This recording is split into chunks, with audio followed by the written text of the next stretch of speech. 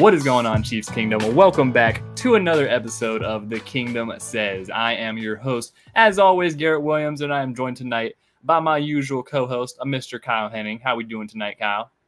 All getting ready for Red Friday on the morrow. Yeah. So today, if you're listening to this, probably, Yeah, probably a good point. Watching a little bit of this Thursday night nap time fest. That is the Giants and Cowboys game. Not very good, as all the Thursday night games have been this year. Continuing a common thread of every year since they become a thing. But hey. But ready to talk about this Chargers team or what's left of it. What's left of it, yeah. It's certainly going to be an interesting matchup. So, the Chiefs are going to LA. I didn't even look. Is it in LA or is it in? I would guess so, because otherwise that'd be 3 home games in a row for the Chiefs. 4, yeah. So it is. They are on the road on to LA to face the Los Angeles Chargers, a very depleted Los Angeles Chargers squad. They have been battling some injuries. They have been battling a lot of injuries on both sides of the ball. They're always injured. I know this is news to everyone, but the Chargers are hurt. Yeah, it's not looking good over there in LA right now. Their quarterback's hurt. Their tackles are hurt. Defensive end. They do this every year. Yeah, their safety is suspended. There's a whole lot. There's a whole lot to talk about in this game. Before we get into the matchup itself, just want to remind you guys here at the start, if you are watching this on YouTube, please drop a like and subscribe to the channel. We would really appreciate it. And if you're listening on a podcast app, whichever podcast app, we appreciate a like and review or a rate or whatever they might quantify it as. It really helps us go keep on doing this podcast and keep talking about the fun Chiefs football, even though it hasn't been super fun these first couple weeks. But hey, we're 3-0, so who cares? That is ultimately what matters the most. So, with that being said, going into this Chargers game, like we already alluded to, biggest news is the fact that a lot of Chargers are injured. Kyle, did you want to potentially dive into the injury report right now? I mean, yeah, we can. I mean, I guess in order to talk about this game, you kind of have to. Yeah, it's going to be a big topic. So let me just start with the people who have had did not participate listed on their stats so far this week. Joe Alt, Joey Bosa. Well, that's not good. Nope. Junior Colson. That seems bad. Darius Davis. Well, that's not great. Mm-hmm. Okay. So we're gonna skip those for now. Otito Ogbengbo. Is that it? Is that him? That's some way to pronounce his name for sure. Yeah. Otito Ogbonnia. Oh, it's Ogbonnia. Sorry, I know I was mixing up with Odengbo and not Ogbonnia.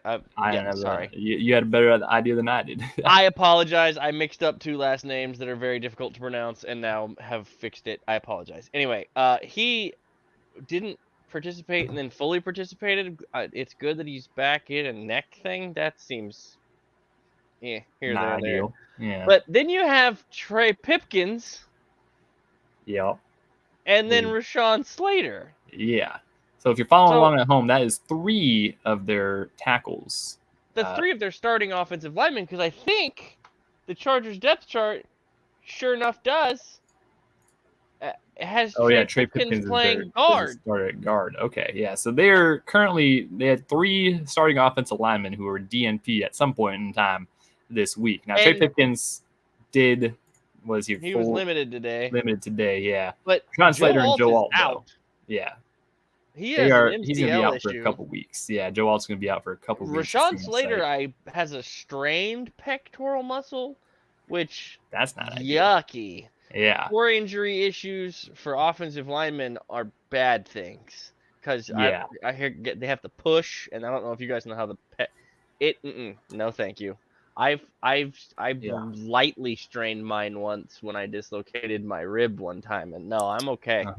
Yeah. No, I can't imagine trying to push 300-pound humans trying to get after my quarterback away while that hat was hurting. No thanks. Yeah. So he hadn't practiced at all this week, and I don't I would be surprised if he goes, judging by all the things that they've talked about all week. Yeah. So that means now we're going to get to the people who are limited participants throughout the week. That includes Christian Fulton, their corner, Justin Herbert, who was in a walking boot on Sunday. Yeah, I believe it was reported a high ankle sprain was the diagnosis for him, which Chiefs Kingdom is a little bit familiar with. If we remember, Patrick Mahomes last year, going into the last 2 weeks of the playoffs and the Super Bowl, was dealing with a high ankle strain. Typically, you want to rest that one for 3 to 6 weeks is kind of that recommended guideline, unless you're pushing to play in a Super Bowl like Patrick Mahomes was, or I guess if you're Justin Herbert and pushing to play in Week 4, a Week 4 matchup. Not the most advised strategy, I would say. I love the competitiveness.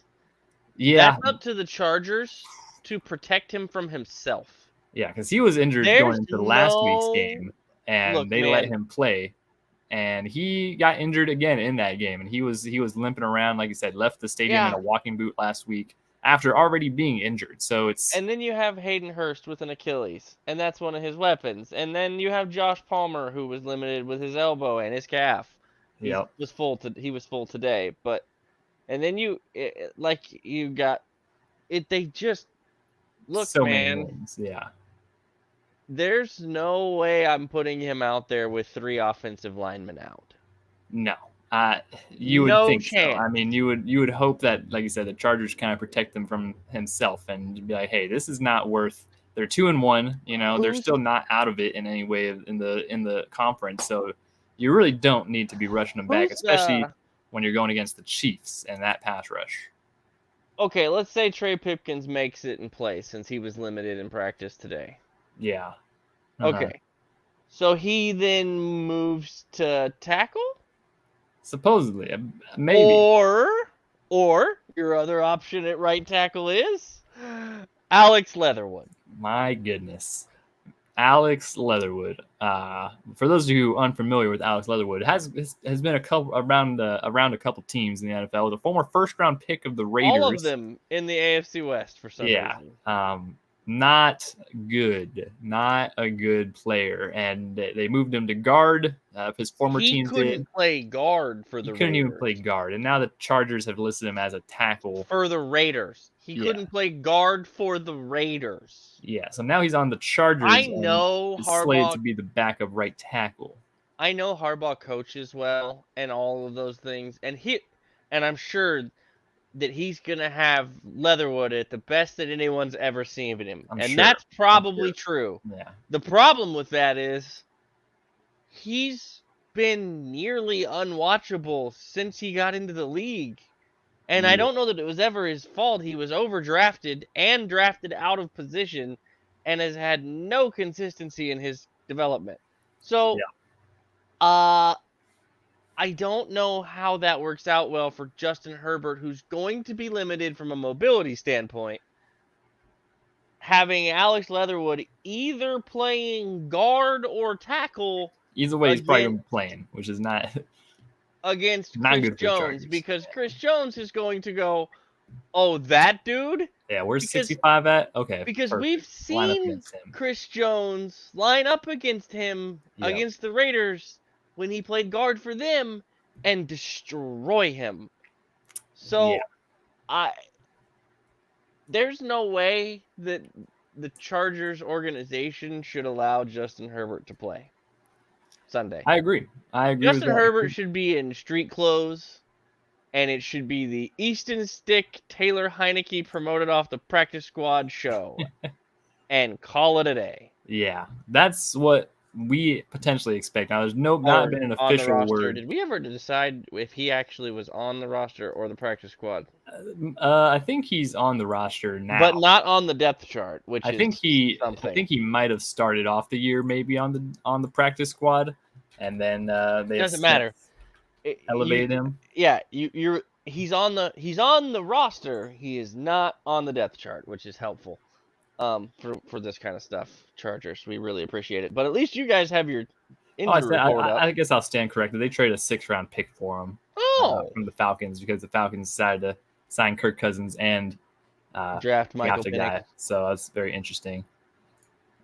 So yeah, either you get Easton Stick or Taylor Heineke behind Herbert if he can't go. They haven't announced, like I said, if Herbert is going to go or not, which makes me think that he might. So you always got to prepare for that, but also you're not getting Justin Herbert at 100% or even very close to 100%. There's no way. There's no way. So before we dive into the rest of that matchup, we'll go over the Chiefs injury report real quick. Garrett's going to have to do that because it's not on the website. Yeah, so a surprise add to today's injury report. Mike Dana was a DNP today after being full participant yesterday. So he popped up with a calf injury, not super ideal. And then Jamari Connor popped up today with a heel injury. He was a full participant, though, on Thursday.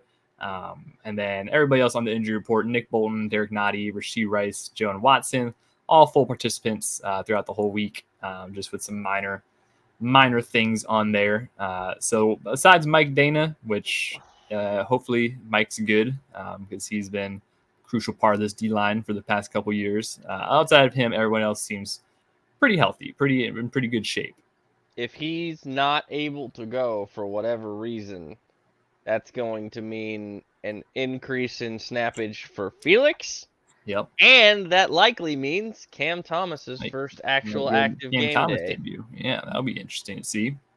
So yeah, that's again against God knows what at offensive line for the Chargers. Exactly. But at least we'll get to see some of this. Hopefully, ideally. So with that, those are the injury reports. Before we dive into the rest of that matchup as well, there are a couple other transactions for the Chiefs that were made this past week or so. Kareem Hunt was officially elevated and signed to the 53-man roster, or as you might call it if you're a Chiefs fan right now, the 52-man roster, because that's all they want to have on their roster. They refuse to sign a 53rd man. They just keep it at 52, which is very strange. I don't understand it. But Kareem is on the 52-man roster, so he will get his first game action in Chiefs red in a very long time. So that'll be cool to see. We're in number 29. And then other transaction, Jody Fortson has returned on the practice squad for the Chiefs. Former wide receiver turned tight end who had become a pretty good red zone threat for the Chiefs the past few years. Unfortunately, dealt with some injuries and stuff that kept him out a few seasons. Had signed with Miami this past offseason and ended up being, I think they cut him. He went on their practice squad, and now he's on the Chiefs practice squad. So cool to see Jody back. They ended up moving what's his name? Baylor Cup. To the injured practice squad list, which may or may not be the same thing as IR. I don't know. But it kept give him a roster spot for Jody, I guess. So that's interesting. We love the technicalities and the lists and the things. Yeah, it's like not technically IR, but there's a IR practice squad, I guess. I don't know. So with that is the rundown of everyone who should probably be playing or not playing in this game. So obviously jumping back onto that conversation where the Chargers offense is going to be looking a little down, I think, either with an injured Justin Herbert or with just a backup quarterback, which is not ideal for the Chargers. The Chiefs defensive line obviously has been having a pretty good showing the past few weeks. Chris Jones, Tershawn Wharton, who has been getting a lot of flowers on Twitter and whatnot from D-line experts. Excellent. Playing really good ball. So it's cool to see Turk getting some shout outs across the league. Just a really, the defense has been clicking really well, and they've been slowly improving. They've been holding running backs to only I think 3.3 yards a carry or something like that on average, which is ridiculous. And obviously with the Chargers, probably a lot of their offense, you would guess, would be through that run game this week. Strength on strength. Yeah, exactly. With J.K. Dobbins and Gus Edwards there. Well, so I mean, this is what they do anyway. This is the Chargers don't have a wide receiver. I'm sorry, Quentin Johnson is there. The Chargers don't have a wide receiver. I mentioned Josh Palmer was on the injured list already too. Yep. Yeah. Ladd McConkey. Ooh. Great. Ladd McConkey and Simi Fehoko are going, and Brendan Rice are going up against. Yep. Are going up against McDuffie and McDuffie and Watson and Nazi. Like yeah. I'm okay. I'm good. Yeah, I'm pretty confident in that We wide can play receiver some matchup. man. Quentin We can Johnston's the only we one can he's play some man actually, coverage. Quentin, I would say I've been a noted Quentin Johnston hater. He's taken a little bit of a step forward this year, mostly because everybody else just sucks. So I don't know, they don't have a wide receiver room anymore because they got rid of Keenan Allen and Mike Williams. So that's all of a sudden their And number one Hayden wide Hurst receiver. is hurt, and that's their number one tight end. Will Yeah. Dissly is there, the former Seahawk. Yeah, it's crazy that he's a co-starter at tight end. That's not ideal for you would think, but and Hayden has been hurt, so there's fun. Hayden times. hurt. Yeah, Hayden Hurst hurts. So the problem is they're built to run the ball, and now all of that offensive line is broken. Yeah, it's hard to run the ball with a backup offensive line, and It's even also harder against to one run of the the best ball. run defense in the league. Say it's even harder to run the ball against a defense that's playing against the run as well as this defense is. Yeah. And this, which is weird, because the Chiefs aren't supposed to be good at stopping the run, but they are very good at stopping the run. Pretty good, so pretty far. dang good. Yeah, people always wonder why these teams keep on abandoning the run game per se when they face the Chiefs. It's because they do a pretty good job. When they decide to stop it, they do it. It's crazy. Whips out that magic button and it just says run defense, and it's crazy when he that presses that button, and there you go. Works. Yep, Nick Bolton just has a heat-seeking missile attached to him. So the Dana thing is not great, but it's not necessarily going to hurt us if it comes into play. I think this is a game where you can eat some snaps with Felix and with Cam Thomas and with we've got Malik enough other good dudes in there that can fill in that space for sure. And like I said, Alex Leatherwood's on the field, so somebody can have that matchup. Yeah, just target him probably. So, I wouldn't be surprised if they give him a lot of chip help and whatnot. With what chip? Who? Yeah, I mean, you can't double and chip everybody. So and that's the other thing is if Chris decides to not take him and you're still doubling or chipping his guy because he still needs the help, now you've got 4 guys blocking 2, and that's not good math for blocking the rest of the people, especially as often as Spags likes to hit that magical blitz button that makes the spam blitz, especially if it's a backup quarterback in there. Oh, he's going to say that even makes good quarterbacks go, what's happening? Yeah. So with a Justin Herbert who's not going to be as mobile. Yeah. That's the other part of what I was talking about earlier with how the Chargers can't start Justin Herbert and not be questioned about their sanity. There's you're missing your entire offensive line for the most part. You have no weapons really on the outside. So you're not going to be able to run the ball. You're not going to be able to block them, and he can't move because his ankle is messed up. Yeah, so what are you supposed to do? How do you envision success? I mean, the Chargers' best chance of success is just running a very modified version of their offense with one of their 2 backups. And so naturally, Easton Stick is going to come out now and throw for 486 yards and 7 touchdowns. Probably. We've said all this. But exactly. Realistically, if you look at this matchup and the way it's played out, the Chargers are 2-1, but are you living large on those? Yeah, I mean, I know the Chiefs haven't played well either, but yeah, the Chargers beat the Raiders and the Panthers for their 2 wins, and then lost to the Justin Fields Steelers. So their whole schedule has been very horrible. All field goals that game, didn't they? I don't know. It was 20-10. I think that was another game that they did that. But the Steelers kicked all field goals in one of those. The Steelers had a game where they only kicked field goals, and they are still undefeated. I mean, shout out the Steelers, but it doesn't bode well for the Chargers. I think their strength of schedule so far and the opponents that they've had to overcome. So it's going to be a real big test.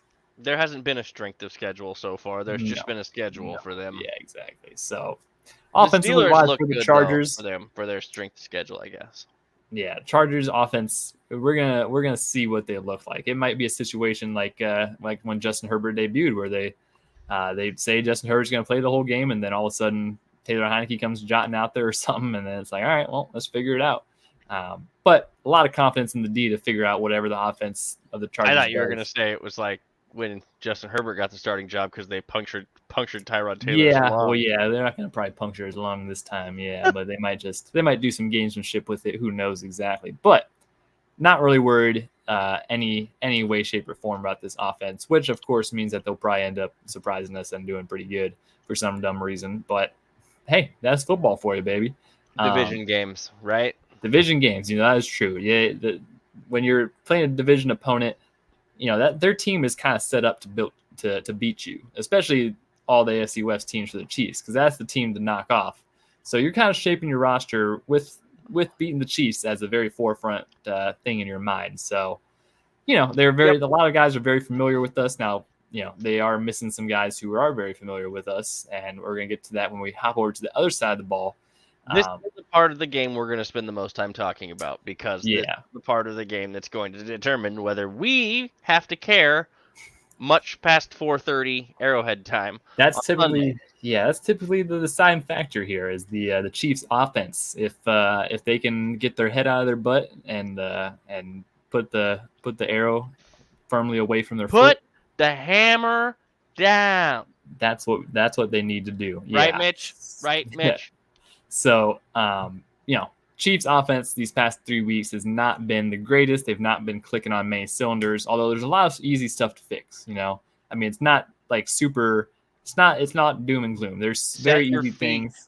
Yeah, throw the ball downfield. Pat makes a couple better throws. A couple of the receivers run a little bit longer than half of a sneeze and a hiccup. Yeah, that'd be fun too. Exactly. Yeah, give their guys a couple of chances to make some plays downfield. Everybody's like, why is Travis not getting the ball? Well, he's running routes that are 12 yards downfield, and Patrick's throwing the ball 4 yards downfield. Yeah, I was gonna say if you're not in a 4-yard range of the line of scrimmage, you're probably not getting the ball. Unfortunately, we'll get into it a little bit more. Yeah. So, going into this game, like I said, the matchups, Joey Bosa on the DNP list, so he's not going to be. Who knows if he'll play or not, or how healthy he'll be. Probably the most notable thing for the Charger defense this past week that the news broke. Derwin James, who everybody knows very well and who knows the Chiefs very well, has been suspended for one game, which this one game happens to be the Chiefs game for. Rigged. What was the exact suspension exactly for him? Beard, prior moves in the mouth with a crown of a helmet. Unsafe gameplay is what Derwin James for essentially the 19th time suspended for.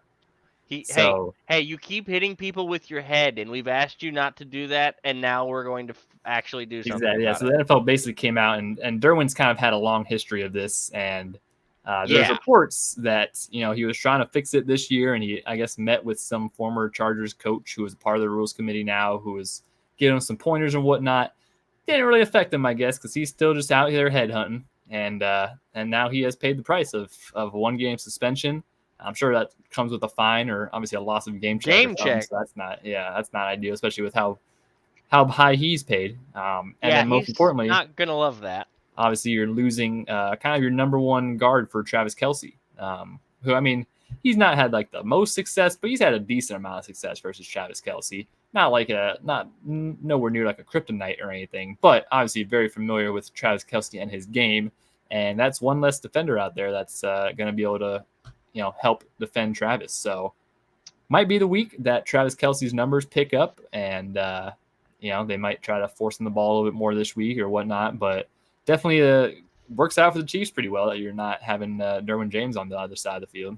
Travis is happy, but not happy. Travis is like, I would like to play Derwin. Yeah, us too. Yeah, he's posterized Derwin a couple times in his career. So he also got picked up and dropped on his head by Derwin. So yep, and Chargers fans made that like their Super Bowl win basically. Did they make that a mural? They did. Yeah, they made a mural. I think they made it into shirts and stuff, and it's like. Y'all lost that game. Y'all lost that game, and I don't even think made the playoffs that year. And wasn't that a Super Bowl year? Good Lord, never mind, forget it. Yeah. Anyway, that's just like we've said all year. This is once again going to be the other team's Super Bowl to try to knock us off. Not necessarily. There's two of them. We play them twice. That's true, and I will say the one obviously another new factor. That we haven't seen the past few years is Jim Harbaugh as the Chargers head coach. I don't know what the stats are for Harbaugh's old record versus Andy Reid. I'm sure they played a couple times when he was in San Fran and Andy was in Philly. So I'm not sure exactly the familiarity. Obviously, Andy's probably studied him, studied Jim Harbaugh from afar, and vice versa, because those are both just really great football minds. And Jim's a big proponent of the game and loves the game. So that will be a one kind of caveat on one new factor going into this game. They're not, you're not going against Brandon Staley anymore. You at least have somewhat of a competent head coach over there. But obviously, the circumstances that he's been dealt, players, injuries have not been great. You have some stats? Yeah. So there's. No, I was trying. It was not successfully.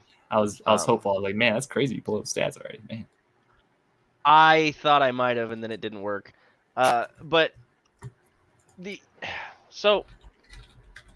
Chargers are. They're the Chargers, man. We do this shit every year. Look, this one is in LA, right? It's the first one. There's most of the fans are going to be Chiefs fans. There's no real ambiance. There's no real vibes to the stadium at this point for them. Every game they play in there is basically a road game for them anyway, because nobody. Yeah. So this one doesn't strike me as their Super Bowl. It's the one later in the year, if it means something for us in some fashion, that's in Arrowhead, where they want to come in and play spoiler on our turf. That's their Super Bowl, I would think. Also, when they might be healthier, because we've talked about it. They are just destroyed by injuries. So I don't really think this one's going to be their Super Bowl. Yeah, exactly. Turns out, actually, shout out Jim Harbaugh. He is actually 2-0 all time versus Andy Reid, apparently. So good for him. They beat him by 1 point when he was with the Eagles, and then they beat him by a couple points in 2014 when he was with the Chiefs. 2014 was the year that no wide receiver scored a touchdown, if I believe. Yeah, that was the bad. That was that year. I'm not too worried about it still. Jim Harbaugh is a good coach, and he's transformed that team a little bit, it seems like. But like I said, still we'll see if it's for the better or not. Yeah, I mean, hey, that would be a big statement victory to come out and beat the Chiefs with the squad that he does. I just don't really see it happening. I really don't. I think they have a better chance to try and come play spoiler in Arrowhead later in the year than they do right now, given their current injury situation. Yeah, definitely. This is not. There's no real expectation for the Chargers going into this game, which is kind of in their favor. If they win, huge, amazing. But if they lose, it's kind of expected. And they're still in a good spot in their schedule-wise and whatnot. Granted, that's basically every team the Chiefs play against. Yeah, that's true. Yeah. So a couple other that's how this works when you're notable matchups that we'll be looking out for. I want to talk about the offensive side, the Mahomes thing specifically. Okay. He's been basically 7 intended air yards per attempt or more every year except last year, and we know why last year. It's been going down every year though. Yeah. Shout out Preston Farr at Royals Miners on X, Twitter, whatever. I don't. This feels a lot, and I asked this question to Chris Clark tonight on said web machine of the social variety. But they've not been throwing the ball downfield, and I didn't know if it was more just the left tackle stuff and just his quickness of dumping it out. And he brought up an interesting point. He said, I think they were planning on spreading the field vertically and horizontally with Hollywood, and him not being there has made a difference. And I agree. I don't know what changed so much on the vertical stretching with Hollywood, where I thought he was going to do more of the horizontal stretch stuff, where he's going to be your crossers guy. So with that out, I thought maybe they would transition Rasheed into that role and have Travis still do what he does and have Worthy take the top off to where now Rasheed is spacing the field horizontally as well. Yeah. But I just think there's something to the part, because when you go back and you watch the 22, and especially because this narrative around Travis Kelce has been what it is for the last couple of weeks now. Yeah. And now I've got that other group of fans that really like his other half. are now doing analytical things on football. Yeah, a lot of people new to football, figuring out how football works, and it's very surprising to them. And so, he's open on some of these plays, but the ball's out of Mahomes' hand so fast, he never got to him on the read. Yeah, Mahomes never even saw him on the progression. Quick. Yeah. And they're right, and Andy and Patrick have said it, and people are paying a bunch of attention to him. Yes, they are. You're correct. I just don't know that it's any different than any other year. I think what is different is the speed in which Patrick is getting the ball out, which I think in part has to do with the line play, but also has to do with some of his footwork and stuff, and some of his. I think he's moving faster in his head than the play actually is. I think he's going too quickly through it. Like I'm here, I'm now. That makes sense, yeah. Because he feels sped up, I think, from the pressure issues, from whether it's exactly even in relatively clean pockets. He just definitely hasn't been super comfortable and just trying to make the play everything looks sped up. It looks like he's going through his reads faster. His feet are definitely sped up because his feet are all over the place. He always throws them everywhere with his arm, and his feet are never always directly, like, he doesn't look like Peyton back there standing with his feet square shut, but they're more under control. Yeah. So it'll be interesting to see with a defense that likely is missing Bosa. I know Mac is probably going to play. I think Khalil was on the injury report too for them. Khalil was, yeah. He'll probably play, but he'll be limited. I mean, he won't be 100% for sure. Yeah, so not injury-related rest, so not really on the injury report. Actually, maybe it'll be fine. But so, but this is a game. It's a division opponent. Harbaugh plays defense and runs the ball. I don't know that they're going to come out and try to throw it all over the field. Because of the way that the Chargers are likely going to try to make this game play out. So I'm not sure we're going to see a real change in the depth of target. I would like to see him take an extra half a beat in some situations and let the play develop a little more. I know this sounds insane, but he's just been off this first few weeks, and it was really noticeable last week, especially when you go back and rewatch it. And he said it, so I don't feel bad saying it also.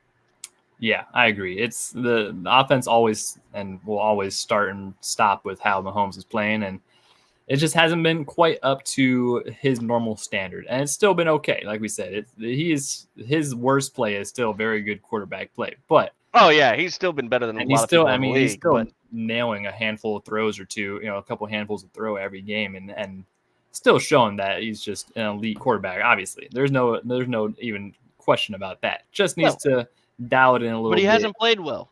Yeah, just needs to figure it out a little bit, dial it back, and just get a little more under control. You might be able to use this game as kind of a tune-up game. Like you said, I probably don't expect them to unleash a whole lot, but at least kind of take this opportunity to get some more fundamentals going, just get some clean football on film, get you some good stuff to look at the next week in film room and whatnot, and just put together some mistake-free football. That's a tall ask. That's a very tall ask for the Chiefs. I would look to get Travis going this week if I'm Andy. Yeah, I think that's got to be. I think it's just got to be a priority. Look to scheme him in, and I'm not telling you that he needs to go for. I would go get him, have him have a Travis day. Yeah, that would be nice to see, and make a game plan around him. You've made game plans around Rasheed by using him as a decoy for at least the Baltimore game, and probably the Baltimore and Cincy games. Last week was a little more free. He had a little more time, but by that point, Patrick was doing the other things, and things were happening, and it just didn't. He had more catches, and it was a little better, but never really got going. Yeah, definitely got to use him more this week. Don't decoy game plan him like you did the first 2 weeks, because I've gone back now a couple and watched through those a few times, and there are some things where it's just like, man, they knew they were going to give him six eyeballs, and Yeah. they just were like, yeah, okay, we're gonna do something else off of it. And Patrick never even looked at him on a couple of them, like never looked at him once, because it's like, yep, you're triple teamed, I don't care. Yep. I mean, don't get us wrong. That is a very useful part of the offense, and Travis has been playing a great role on this offense despite not having many stats to show for it. But also, I think just for overall team morale, team chemistry, and just to get the ball moving Get the and juices flowing, get the exactly just get momentum moving in Travis. the right way. Everybody loves Travis. Just get him a good day in the away stadium. I bet it's a away stadium, but it's gonna be Take very advantage of no it's going to Derwin. be a very red stadium. And yeah, take advantage of the missing guys. And just like I said, more than anything, I'm looking for mistake-free football. If it's not a very big offensive show and it's kind of a closer game, as long as they kind of eliminate the mistakes and just, it's just because of a Noah play calling or something that they don't quite light it up, I'll be happy with that. So score prediction-wise, Kyle, what are you thinking right now? Wow. No Kareem Hunt conversation, no Carson Steele talk, no That's nothing. true. Actually, Huh? you're right. Carson Steele, Kareem Hunt. See, Yeah, because I know Carson came out of that last game maybe not 100%, a little bit banged and nicked. I know he was flexing in his shoulder at one point. I know. yeah, So it'll be. I'm curious. Was he listed on the injury report at all? he was not. No, yeah. So I think he's going to be good. So I'm curious now. Yeah, but this is his first real workload in the NFL as a running back after that first week. So Yeah, but he's a dog. maybe a little, I think he. hey, whoa, I don't have. Maybe I'm a little. Maybe it's a little different. So he's a rookie. He's never done it before. It's Yeah, nice to that's have true. another vet guy in that room, in that backfield. Yeah, I Nothing definitely against. expect Kareem Hunt to come in, and they said that he's probably going to get a huge workload right off the bat. He's going to get some snaps for sure, and I think going forward, these next couple of weeks, I don't know if it'll necessarily be this game, but using Carson Steele and Kareem Hunt as a good 1-2 punch, I think is a solid hole to fill while Pacheco is still out. And So you it'll be still interesting to have see what Kareem still got in the Samaje tank. for third downs if Yeah, and you that's what run it they were like using that. Samaje a lot for, those quick screens and the short passing and stuff like that. So that was good to see. And Kareem Kareem, does that obviously, stuff too. Kareem does that pretty good too. That was kind of his bread and butter in KC as well. So, yeah, I'll be curious. it's going to be very curious. Exactly. I think with a banged up, beat up Chargers team, I think you may see them try to feed him a little bit more than they would have in a traditional scenario to see kind of what that looks like. Can he give me 15 carries? Hey, you might as well try it. Yeah, because especially if you get a little bit of a lead early on, like just Yeah, if you can get to a the ball spot where running. you can just run some offense and see what and just get him into the traditional flow. Let's see where he's at. Yeah, especially with the way this offensive line's been playing, they've been moving bodies in the Because run you're game. going to need to know that for later. Because I don't true. think this is going to be the last time we deal with a running back getting banged up this year. That's true. I mean, it's a very volatile position. So offensive line, I expect. You don't want it to happen, game. but it's just the nature of the sport and the position. So yeah, offensive line, I expect to have another really good game. We have Wanye Morris still starting at left tackle this week, so we'll see. I went back and watched some more of that game of last game. Mm-hmm. I'm happier on rewatch than I really was on my initial feel. That's good. Yeah, I think he was a lot better in some instances than I thought he was on initial look. That broadcast was terrible, so who the knows what I got to be able to see cleanly. Yeah, that truly, I'm not even trying to be like hyperbolic. That was one of the worst broadcast setups that I've seen for a game in a long time. That was terrible. NBC needs to figure it out. But rewatching the play that we talked about in the group chat, and I think we talked a little bit on here last time. That one still wasn't great on rewatch. That was a bad one. It was a bad rep. But it wasn't the end of the world. And I think he did enough. I go back to why you handled it that way from the beginning, because he wasn't hurt to that extent to where he couldn't have had the job or they had the competition. That's the whole part for me about the whole subject. But the main thing is right now, he's playing well. So if he's going to keep the spot, he needs to keep playing well. So this is another instance. He didn't see Judon a whole lot. It was some, but not a ton. A lot of Epikite or whatever his name is. And like I said, it's neither. Even if he did see Judon, it's still not Trey Hendrickson hitting the spam button on him. So it's not really a apples to apples comparison. No, yeah. But it was good enough. It was better, and it showed he did some things he improved on from even what I watched from him last year. So that was good as well. With that said, they need to go out and be effective, not just between the 20s, but in the red zone. They've struggled in the red zone. Yeah, red zone has been a big struggle. They need to go back to being dangerous and feared in the red zone, and not just going to be. They're almost too gimmicky once they get inside the 10 and into that close quarter stuff. Which we've talked about. Everybody thinks you're going to be gimmicky, be aggressive, be the blunt instrument. So we have also talked about the gimmicky factor early on in the season. They do that a lot, and then in the playoffs when they're in the red zone, all of a sudden it's just actual normal offense. Yeah, they run the gimmicks, but the ball goes straight ahead in normal, and then everybody because they're all running with the gimmicks. I would like to say, in the goal line and stuff like that, spread them out. I think that's one of the biggest things that they haven't been doing. They've been trying to run like those mega power formations, and it's just not putting the offensive line in a great position. When it's like just 11-on-11 blocking essentially. Because until they throw a friggin' screen pass to Leo. Yeah, to a lineman. Yeah. But, Leo's definitely getting the ball out of that. Oh, almost certainly. Yeah, definitely is. But I know it was talked about a little bit this week on Chiefs Twitter. But just go and shotgun and get 5 wide receivers wide, and then just hand the ball off, and then you have just a more of a simple. Well, you can't go 5 wide and a handoff. That would leave you with no back in the backfield. Why not? I don't see why not. Just go 6 wide receivers wide. Formations, sir. Just put as many wide receivers as you can. Just put Carson Steele as illegal formation there. Illegal formation on the offense. Mahomes motion down and just have. Yeah, because we didn't do that last week, and that went brilliantly. Yeah, you're right.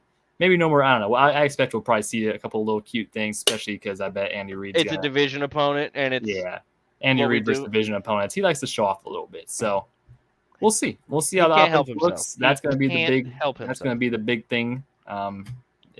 If the Chiefs win or lose this game or make it a close game, it's going to all come down to what the offense does. So with that, I think we've covered everything.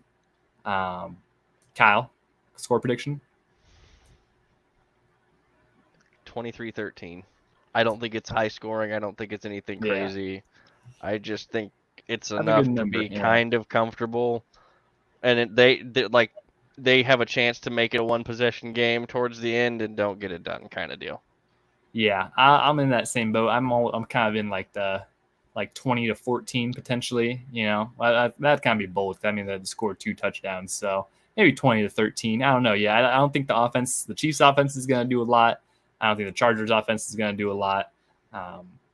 Just going to be a very vanilla game. I'm sure we're going to be stressed as hell through the whole thing, and then the Chiefs are going to come out victorious. And that's kind of going to be a theme, I think, for a lot of this season. So buckle up, Chiefs Kingdom, because we're just trying to get to January, all right? That's when the real football is played. All this stuff is just good fodder.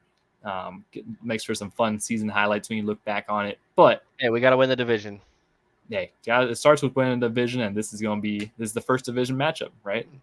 First for us. Matchup. Yep. So, granted, this would give us winning this game would give us a 2.5 game lead. Yeah, you're right. Actually, yeah, because on the next closest opponent in the division, because it would move them to 2-2 with us having the first of the 2 head-to-head matchups.